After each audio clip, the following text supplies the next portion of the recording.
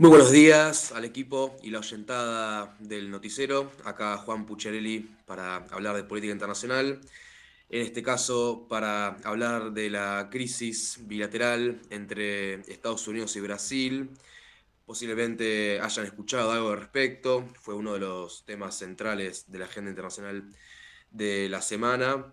Vamos a estar repasando qué ocurrió en estos días y de cara a lo que viene, qué puede seguir. Por lo pronto, digamos que se desató esta crisis bilateral entre Estados Unidos y Brasil a raíz de las amenazas del presidente de Estados Unidos, Donald Trump, de imponer aranceles del 50% a la economía brasileña, mejor dicho, a la importación de productos brasileños. Y esto tuvo, por supuesto, la respuesta del mandatario de Brasil, Luis Ignacio Lula da Silva, que anunció que va a imponer aranceles recíprocos, llegado el caso de que Trump cumpla su promesa. Para entender esta escalada, hay que incorporar otros dos elementos al análisis. Por un lado, la situación judicial del expresidente de Brasil, Jair Bolsonaro. Por un lado, a ver si se escucha bien ahí, por un lado decía la situación judicial del expresidente de Brasil, Jair Bolsonaro, un estrecho aliado del trumpismo, uno de los principales aliados de Trump en América Latina después de Milei, diría. Y por otra parte, la cumbre que se realizó en Río de Janeiro de los BRICS, la cumbre del bloque de los BRICS, que tuvo lugar no casualmente esta semana en la ciudad brasileña. Y voy a empezar por esto, por esta cumbre de los BRICS, porque Trump hace ya varios meses, incluso antes de asumir la presidencia el pasado 20 de enero, que identifica a este bloque de países emergentes como un enemigo de Estados Unidos, en tanto desafía la supremacía política y económica de Estados Unidos a nivel global. Recordemos que es un bloque que originalmente estaba compuesto por Brasil, Rusia, India y China. Después se sumó Sudáfrica. En 2023 hubo una ampliación muy importante. Quizás la recuerden esa ampliación porque Argentina iba a estar dentro justamente del bloque hasta que decidió Javier Milei suspender el ingreso de nuestro país al bloque. Es un, es un bloque que cada vez tiene mayor preponderancia económica en cuanto a recursos naturales, principalmente petróleo y gas, pero no solamente petróleo y gas, y una participación muy importante en lo que refiere al crédito y al impulso de proyectos de infraestructura. Em, Como decía, Trump identifica a los BRICS como un enemigo para este Make America Great Again, que es el lema central del trumpismo. Si bien esta fue una cumbre un poco deslucida, porque no estuvo presente físicamente ni Xi Jinping, líder chino, ni Vladimir Putin, líder ruso, aunque sí participó Putin virtualmente, fue una cumbre que fue relevante, digamos, para América Latina. Voy a mencionar un par de novedades que atañen a nuestra región. Por un lado, se oficializó el ingreso de Colombia, también de Uzbekistán, al Banco de los BRICS, o sea, no al bloque, sino al instrumento financiero del bloque, que le va a permitir a Colombia, lo que decía recién, poder acceder a proyectos de infraestructura importantes para el desarrollo de la economía colombiana. Y por otra parte, una cuestión importantísima es que Brasil y China firmaron un acuerdo para construir un corredor ferroviario bioceánico, o sea, conectando al Océano Atlántico con el Océano Pacífico, para conectar la ciudad de Bahía, de Salvador de Bahía, con la ciudad peruana de Chancay, que quizás les suene esta ciudad de Perú, porque es en donde el año pasado se inauguró el puerto de Chancay, el puerto comercial más importante a partir de su inauguración de América Latina. que promete revolucionar el flujo comercial en América Latina y de cara a China, tanto Brasil como Perú tienen en China un destino prioritario, es el principal destino de sus exportaciones, por lo cual sería una modificación muy importante este corredor ferroviario bioceánico que se anunció el acuerdo, veremos en cuánto tiempo se desarrolla, es un proyecto muy ambicioso de infraestructura, basta con ver el mapa y la distancia que hay entre la ciudad de Bahía en Brasil y la ciudad de Chancay en Perú para darse cuenta de que es verdaderamente monstruoso, pero como decía concretamente puede ser algo muy importante para el comercio de nuestra región. Y en medio de la cumbre llegó la amenaza de Trump, llegó una amenaza más de Trump contra los BRICS. Como decía, hace mucho tiempo ya que viene atacando Trump al bloque de los BRICS. Llegó en medio de la cumbre una publicación del presidente de Estados Unidos a través de su red social, y digo su porque es literalmente su red social, es dueño de esta red social llamada Truth Social. Eh, Escribió Trump, y lo cito: cualquier país que adopte políticas antiamericanas como las de los BRICS pagará ese arancel. No habrá excepciones. La respuesta obviamente no tardó en llegar, estuvo a cargo del propio anfitrión de la cumbre, Luis Ignacio Lula da Silva. Lo escuchamos al presidente de Brasil en el audio número 1 durante la cumbre de los BRICS. Eu não acho uma coisa muito responsável e séria um presidente da República de um país do tamanho dos Estados Unidos ficar ameaçando o mundo através da internet. Não é correto. Sabe? Ele precisa saber que o mundo mudou. Sabe? Não queremos imperador. Nós somos países soberanos. Se ele achar que ele pode taxar, os países têm o direito de taxar também. Ahí pasaba Lula da Silva, presidente de Brasil, durante la cumbre de los BRICS en Río de Janeiro, días atrás, en respuesta a esta amenaza de Trump. Lo traduzco, decía Lula: no creo que sea una cosa muy responsable y seria un presidente de la República de un país del tamaño de Estados Unidos que esté amenazando al mundo a través de Internet. No es correcto. Necesita saber que el mundo ha cambiado. No queremos un emperador, somos países soberanos. Si cree que puede imponer aranceles, los países también tienen derecho a cobrarlos. Esto respondía Lula a lo que claramente es una amenaza de Trump, y se explayó en este sentido el presidente estadounidense durante una conferencia de prensa en la Casa Blanca, de las que suele hacer, cuando le consultaron respecto a la imposición de aranceles en general. Brasil no va a ser el único destino de aranceles por parte de Estados Unidos. Y esto decía Trump, lo escuchamos en el audio número 2, después traduzco. Sir, can you explain how you calculated your latest round of tariffs? Was there a formula that was used? And do you expect any of these countries to face tariffs as well? The formula was a formula based on common sense, based on deficits, based on how we've been treated over the years, and based on raw numbers.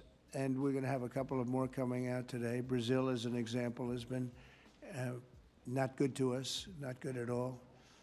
We're going to be releasing a Brazil number, I think, later on this afternoon or tomorrow morning. But they're based on very substantial facts and also past history. Ahí pasaba Trump respondiendo sobre la cuestión de los aranceles. Decía, primero la periodista le preguntaba: señor, ¿puede explicar cómo calculó la última ronda de aranceles? ¿Se usó una fórmula? ¿Y espera que alguno de estos países también tenga estos aranceles? Y Trump respondió: la fórmula se basa en el sentido común, en los déficits, en cómo nos han tratado a lo largo de los años y en cifras brutas. Brasil es un ejemplo de ello. No nos han tratado bien en absoluto. Publicaremos las cifras de Brasil esta tarde o mañana en la mañana, pero se basan en hechos sustanciales y también en la historia pasada. Hasta acá, diría, es la primera parte de la columna, porque ahora entra un factor central para entender lo que está pasando, que es el expresidente de Brasil, Jair Bolsonaro, que gobernó Brasil entre 2019 y 2023. Como decía antes, uno de los principales aliados del trumpismo en América Latina. Como saben, a Jair Bolsonaro se lo está juzgando por el intento de golpe de Estado. Quienes vengan siguiendo este tema sabrán de la abundancia de pruebas que hay respecto a que se intentó no solamente impedir que Lula asuma la presidencia, sino que se intentó asesinar al presidente Lula da Silva, al vicepresidente Geraldo Alckmin. Esto consta en documentos de las Fuerzas Armadas, no es un invento del periodismo. Obviamente, la justicia deberá, o el Poder Judicial deberá constatar lo que ocurrió. Son dos cuestiones. Por un lado, esto que acabo de comentar, y por otra parte, que no involucra a Jair Bolsonaro, sino a bolsonaristas, digamos, a las hordas bolsonaristas, que fue la invasión de la Plaza de los Tres Poderes en Brasilia el 8 de enero de 2023, 7 días después de que Lula asuma la presidencia. Se acordarán de esas escenas impresionantes, la invasión de los poderes ejecutivo, legislativo y judicial en Brasilia. Lo concreto es que Jair Bolsonaro ya ha sido inhabilitado por 8 años para ejercer cargos públicos y se espera básicamente la posibilidad de que pueda llegar a ir a prisión el expresidente de Brasil. Salió muy fuerte Trump, no es la primera vez que lo hace, pero esta vez muy fuerte, a defender a Jair Bolsonaro. Escribió en su cuenta de Truth Social Trump lo siguiente: la forma en la que Brasil ha tratado al expresidente Bolsonaro es una vergüenza internacional. Este juicio no debería estar ocurriendo, dijo. Es una casa de brujas que debe terminar inmediatamente. Inmediatamente en mayúsculas puso Trump, fiel a su estilo grandilocuente, ¿no? Y continuó diciendo: debido en parte a los ataques insidiosos de Brasil a las elecciones libres y a los derechos fundamentales de la libertad de expresión de los estadounidenses, cobraremos a Brasil un arancel de 50% sobre todos y cada uno de los productos brasileños enviados a Estados Unidos. Obviamente sería un golpe fuertísimo para la economía de Brasil que se concreten estos aranceles sobre la economía brasileña.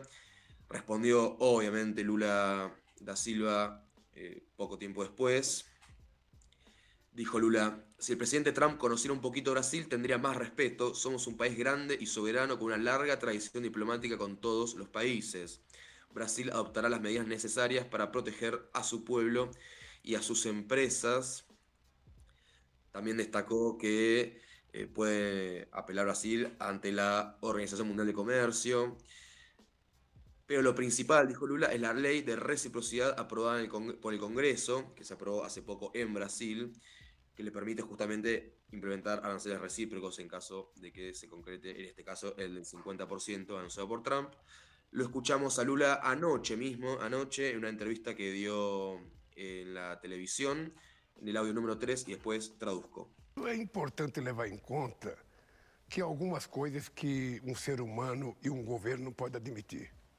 É a ingerência de um país na soberania de outro. E mais grave, a intromissão de um presidente de um país no poder judiciário do meu país. É inaceitável que o presidente Trump manda uma carta, sabe, pelo site dele, sabe, e começa dizendo que é preciso, sabe, acabar com as caças bruxas. Isso é inadmissível. Primeiro porque isso aqui tem justiça e a gente está fazendo um processo com direito à presunção de inocência de quem é vítima. Se quem é vítima cometeu um erro, vai ser punido. Aqui no Brasil é punido. A segunda coisa é que é inverossímil o fato pelo qual se aumentou a tarifa. O presidente Trump deve estar muito mal informado, porque nos últimos 15 anos, o déficit para o Brasil é de 410 bilhões de reais entre comércio e tarifas. Ahí pasaba Lula da Silva anoche en una entrevista televisiva. Decía el presidente de Brasil: Es importante llevar la cuenta de que hay algunas cosas que un ser humano y un gobierno no pueden admitir. La injerencia de un país en la soberanía de otro, y más grave, la intromisión de un presidente de un país en el poder judicial de mi país. Es inaceptable que el presidente Trump mande una carta por el sitio web de él, que comienza diciendo que es preciso terminar con la caza de brujas. Es inadmisible. Primero porque acá hay justicia, se está haciendo un proceso con presunción de inocencia de quien es víctima, y si quien es víctima es encontrado culpable va a ser condenado. Aquí en Brasil es condenado. Y segundo, es inverosímil el hecho por el cual se aumentó el arancel. El presidente Trump debe estar muy mal informado porque en los últimos 15 años el déficit para Brasil es de 410 billones de reales entre comercio y tarifas. Obviamente este es un argumento sólido, pero que no resuelve la cuestión de fondo, porque más que económica es política. Aquí hay una cuestión política central, que es que Estados Unidos no está dispuesto a tolerar posiciones soberanistas como la de Brasil, mucho menos que Brasil tenga un rol protagónico en el bloque de los BRICS. Todo tiene que ver con todo. Y para ir cerrando la columna, es interesante mirar el plano interno de la política brasileña. El año que viene hay elecciones presidenciales. Está muy pareja la disputa entre, por decirlo rápidamente, el lulismo y el bolsonarismo. Como dije antes, Bolsonaro no puede ser candidato, al menos por ahora. Sí puede serlo uno de las figuras más destacadas del bolsonarismo, que es el gobernador de San Pablo, Tarcísio Gómez de Freitas. Justamente Tarcísio Gómez escribió al respecto, luego de que estalle esta crisis. Obviamente salió a criticar a Lula. Escribió: Lula colocó su ideología por encima de la economía y ese es el resultado. Uno podría decir, bueno, esto lo beneficia al bolsonarismo en general, y a Bolsonaro y a Tarcísio Gómez de Freitas. No está claro que sea beneficioso esto. Básicamente, si vemos lo que ha pasado hasta acá desde que asumió Trump, cada vez que se peleó con un presidente, el caso, por ejemplo, muy claro de los liberales canadienses, de Trudeau primero, Mark Carney después. Los liberales estaban perdiendo 20 puntos abajo en las encuestas la elección con los conservadores, hasta que estalla la crisis entre Estados Unidos y Canadá. Y los liberales, al plantarse tan firmemente contra Trump y defender la soberanía canadiense, recuperaron impresionantemente espacios en el tablero político, al punto tal de que ganaron las elecciones, y hoy en día gobierna nuevamente el Partido Liberal, ya no con Trudeau, sino con Mark Carney. Otro ejemplo es el de Sheinbaum, que tiene arriba 80% de aprobación, la presidenta de México, que también se plantó firmemente contra Trump. Veremos qué pasa en Brasil. Nadie sabe, sinceramente nadie sabe qué va a pasar en Brasil de acá a un año, sobre todo si hay además una crisis económica promovida por los aranceles de Trump. Lo que sí está claro es que Lula tiene la decisión firme de enfrentar estas amenazas o este ataque de Estados Unidos. Veremos si le da la espalda, para decirlo en criollo, para aguantar un enfrentamiento contra no solamente Estados Unidos en general, sino contra el presidente más reaccionario de la historia de Estados Unidos, que es Donald Trump, y en particular este segundo mandato de Donald Trump, que está recargado, que tiene mucho más poder institucional que en su primer mandato. Así que está todo por verse. Por supuesto vamos a seguir cubriendo lo que ocurre en Brasil. Por lo pronto hay que ver si hay alguna instancia de negociación entre Brasil y Estados Unidos antes de que se llegue al punto cúlmine e irreversible, diría, de aplicar aranceles tan elevados. Además, 50% es una enormidad, es un daño muy, muy grande, especialmente para la economía de Brasil. Veremos si hay alguna instancia de negociación antes de llegar a eso. Hasta acá la columna de la crisis bilateral entre Brasil y Estados Unidos, tocando además lo que fue la cumbre de los BRICS en Río de Janeiro. La seguimos la próxima con más política internacional. Muchas gracias.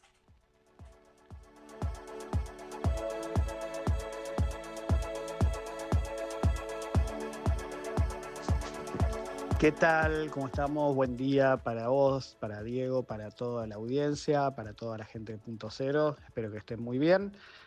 Bueno, vengo a traerle algunas noticias, sobre todo de lo que ocurre en Medio Oriente. Empezando por, bueno, en estos últimos días se estuvo hablando mucho de la situación de Gaza y la posible o el posible acuerdo para que haya un alto al fuego durante 60 días por lo menos, con el intercambio de los rehenes que todavía están en poder de Hamas. En las últimas horas, el primer mandatario, Netanyahu, tuvo un viaje muy particular a Washington para juntarse con el presidente Donald Trump y, entre otras cosas, obviamente hablaron y tocaron el tema de Gaza. Se habla de que en Gaza, bueno, en este acuerdo que podría estar cerrándose en las próximas horas, se dice que va a ser el fin de semana, pero bueno, no se sabe bien porque muchas veces los acuerdos se hablan de palabra y al momento de llegar a cerrar el acuerdo siempre se cae por algún motivo en particular. Entonces Netanyahu habló con Trump. Trump tiene una decisión tomada acerca de Gaza y es, por un lado, es querer terminar la guerra como sea, que todos los rehenes puedan volver a su casa y que bueno, que de alguna manera pueda empezar a ver algún panorama un poco más agradable en lo que está pasando en Gaza. Recordemos que en las últimas semanas, una vez finalizada la guerra que hubo con Irán, las imágenes son devastadoras de lo que sucede en Gaza, sobre todo el violento bombardeo de Israel sobre la franja de Gaza, en los distintos sectores de la franja, con más de casi 100 muertos por día. Esto habla de una violencia tremenda, una violencia sin límites. Hemos visto nuevamente imágenes de campamentos incendiándose con la gente adentro, tanto mujeres, niños muriendo por todas las calles, y la situación se agrava y es desesperante, ¿no? Porque obviamente la hambruna que hay en toda la franja de Gaza es tremenda. A esto hay que sumarle ahora que es una situación donde el clima es un poco más óptimo y estamos en verano. A eso hay que agregarle el tema de la falta de agua potable, entonces la gente también está desesperada porque no tiene agua. Bueno, como les comentaba recién, Netanyahu estuvo un poco hablando con Trump de este tema y otros más. Se habló un poco también acerca de que van a querer mudar a toda la gente de Gaza, o por lo menos a la parte norte, hacia el sur de Gaza, trasladarlos hacia el sur, donde se dice por lo bajo y donde se está hablando en los distintos medios, tanto Israel como en los medios árabes de todo Medio Oriente, de que van a formar una zona, digamos, de ayuda humanitaria que, entre otras, digamos, entre lo bajo, y también lo publicó el diario Haaretz, estos serían como unas pequeñas, digamos, vamos a decirlo claramente, van a ser como unas pequeñas cárceles porque la gente va a estar encerrada ahí para recibir la ayuda humanitaria. No sabemos en qué condiciones. Esto podría ser catastrófico y mucha tragedia, sumándose a la tragedia ya que está ocurriendo en toda la franja de Gaza. También en las últimas horas en la franja de Gaza han habido muchas bajas por el lado de los soldados israelíes, en el norte sobre todo, ¿no? Donde las fuerzas de Hamas están atacando también violentamente hacia los soldados. Han habido algunas emboscadas que han dejado un saldo de casi 10 muertos. Y en las últimas horas también otros ataques contra tanques y posiciones del ejército israelí en las distintas zonas donde todavía queda algún que otro edificio en pie en la franja, ¿no? Así que esto también es noticia y es una noticia triste, obviamente, ¿no? Porque los ataques continúan en todas las partes, la violencia no termina. Y bueno, y este acuerdo que se está haciendo esperar y que en teoría entraría en vigor este fin de semana, donde se entregaría parte de los rehenes, no se van a entregar todos, se entregarían parte de los rehenes. Calculamos que algunos son los que están vivos y otros serán cuerpos de los rehenes que no sabemos todavía los nombres. Y también Netanyahu dijo que obviamente, bueno, si el acuerdo entraría, lo que no quieren es que Hamas siga al poder de la franja de Gaza. Por ende, habría que dejar de lado eso, porque Hamas ha pedido también que el ejército israelí se retire completamente de la franja, lo que el ejército ha obviamente negado que va a hacer esto. Sí, quizás se retire alguno de los corredores que hay todavía dentro de la misma región, ¿no? De Gaza, Así que bueno, estaremos esperando en las próximas horas si se define este acuerdo y este alto al fuego.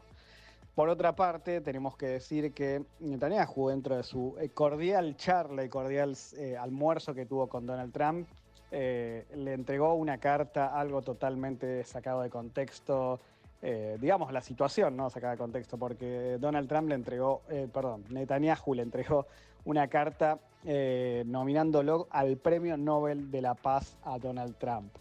Bueno, podemos decir por un lado que Donald Trump no ha generado ninguna guerra en sí, Estados Unidos no ha comenzado ninguna guerra, sí ha brindado apoyo armamentístico total hacia Israel, así como también brindó sus bombas antibúnkers en Irán y por ende, ha tenido su participación en estos conflictos, pero no de manera directa en el sentido de que hayan intervenido con tropas, sí, algunos aviones y bombas letales, pero bueno, se mantiene al margen de querer iniciar algunos conflictos por parte de los Estados Unidos. Así que esta es la imagen un poco de lo que ha sido esta nominación hacia Donald Trump para el Premio Nobel de la Paz. Bueno, ¿qué le queda al resto del mundo, no? Si el Premio Nobel de la Paz es Donald Trump o se tiran flores entre Trump y Netanyahu. Recordemos también que se ha emitido una orden de captura hacia Netanyahu, por lo que hay un político dentro de los Estados Unidos que ha dicho, bueno, ahora que lo tenemos a Netanyahu acá, en Estados Unidos sí funcionan estas órdenes, debería ser detenido. Obviamente Donald Trump bajó el tono y el clima a estas declaraciones, diciéndolo de ninguna manera. De hecho, dijo y pidió desde los Estados Unidos que Netanyahu ya que dejen de perseguirlo y que dejen de lado el juicio en contra él por el hecho de corrupción que tuvo en Israel. Así que un poco le está esquivando a todos estos temas. Bueno, algunos temas son parecidos a los juicios y a las acusaciones que se tiran contra algunas figuras presidenciales, como acá, ¿no? También en Argentina. Pero bueno, esos son otros temas que no vamos a entrar de lleno. Lo que sí decirte que la Franja de Gaza es un alto cultivo de violencia y asesinatos y de muerte constantemente. Los números no bajan de menos de 30 personas muertas por día, muchos chicos, muchas mujeres, y la crisis que se agrava constantemente en este sector. Y para cambiar un poquito de tema y no alejarnos mucho más, te comento también, le comento a toda la audiencia, que en el sur del Líbano, las cosas están un poco movidas porque recordemos que luego del debilitamiento de lo que fue la cúpula de Hezbollah y todo el ejército, a estas fuerzas paramilitares de Irán dentro del Líbano, han tratado de llegar a un acuerdo entre Líbano, Israel y Estados Unidos. En su momento hubo un cese al fuego que se llamó desde ambas partes. Obviamente el ejército israelí siguió bombardeando sectores del Líbano, constantemente violando el alto del fuego todo el tiempo, y así también como en otros sectores de la región dentro del Líbano, no solamente en el sur. Y Estados Unidos está tratando de llegar a algún tipo de acuerdo para decirle que tienen un plazo hasta noviembre de que Hezbollah entregue sus armas al ejército libanés y que se retire de la zona sur por detrás del río Litani, que es uno de los ríos que está en el sur, es el último río cercano a Israel. Entonces, la situación está bastante compleja, ¿no? Porque por un lado se le pide a Hezbollah o al Líbano también que intervenga para que Hezbollah entregue sus armas. Hezbollah es un partido político, recordemos, dentro del Líbano, con decisiones y con voto dentro del Parlamento libanés, por lo que también Hezbollah dijo que, en definitiva, ellos solo van a entregar las armas siempre y cuando Israel se retire completamente de las zonas del sur del Líbano, cosa que por ahora está dificultando un poco que avance el acuerdo entre ambas partes, ¿no? Así que el ejército todavía sigue barriendo sectores del sur del Líbano, recuperando armas que tenía Hezbollah, así como las fuerzas de paz de la FINUL, las fuerzas de FINUL que están en el sur. Entonces, esta es una situación bastante complicada porque obviamente los residentes del sur en su mayoría son pro Hezbollah, entonces cada vez que entran estas fuerzas de paz en alguna aldea o alguna ciudad chiquita del sur, son de alguna manera como expulsados o tratan de no dejarlos entrar. Así que bueno, la situación es bastante compleja, no como el año pasado, pero bueno, es una situación de desarme y estamos viendo si esto va a continuar en el tiempo. Así que bueno, estas son las novedades y espero no haberme extendido demasiado y seguramente en las redes, en X, me pueden seguir para tener más información. Así que les mando un saludo a todos y que tengan un buen fin de semana.